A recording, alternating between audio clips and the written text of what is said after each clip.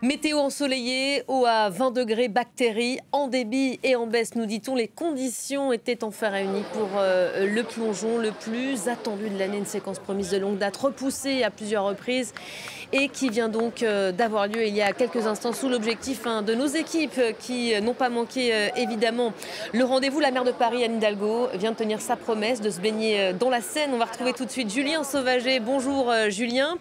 Alors plongeon, je disais à l'instant, pas tout à fait. Anne Hidalgo n'a pas plongé, mais elle s'est baignée. Le coup d'envoi de cette séquence vient d'avoir lieu à tout juste 9 jours quand même des JO, de cette cérémonie d'ouverture. Oui, la maire de Paris qui n'a pas voulu tout simplement glisser comme la ministre des Sports en arrivant dans la Seine. Elle a donc descendu prudemment un petit escalier, un petit plongeoir prévu à cet effet pour arriver dans la Seine. Et puis il n'aura fallu que quelques minutes, aidé par le courant. Ça reste encore très avec beaucoup de courant, beaucoup de débit ici au niveau de la Seine. Mais la baignade est donc autorisée après 101 ans d'interdiction. C'était en 1923 que les Parisiens n'ont plus eu l'autorisation de s'y baigner. Auparavant, c'était une activité assez prisée, mais à l'époque, c'était déjà pour des questions de pollution, mais aussi pour des questions de sécurité face à l'augmentation du trafic fluvial. Alors voilà, cette baignade, quelques instants, quelques minutes avec un beau crawl de la part de la maire de Paris. C'était une promesse qui datait bien sûr de cette candidature aux Jeux Olympiques.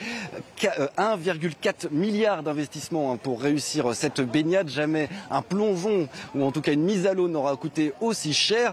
Mais voilà, on se souvient, Jacques Chirac l'avait promis déjà lui-même quand il était maire de Paris en 1988. Il n'avait pas pu tenir sa promesse.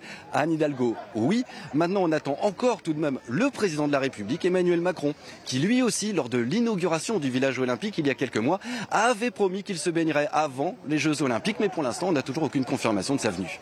Voilà, baignable, qui a quand même failli être un échec. Il y a encore quelques jours, la Seine n'était pas propre, nous disait-on finalement. A priori, Julien, les épreuves donc auront lieu, en un mot.